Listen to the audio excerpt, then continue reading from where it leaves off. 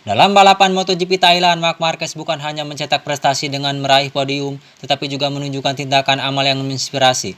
Marquez lebih memilih menyumbangkan seluruh uang tersebut membantu anak-anak yatim piatu di Thailand. Menang itu luar biasa tetapi memberi jauh lebih baik, ujarnya. Dengan semangat berbagi, Marquez berusaha memberikan harapan dan kesempatan bagi yang membutuhkan. Di balik kesuksesannya, nilai keluarga dan kemanusiaan selalu jadi prioritas utama. Dengan langkah mulia ini, Marquez tak hanya jadi juara di lintasan, tetapi juga dalam kehidupan.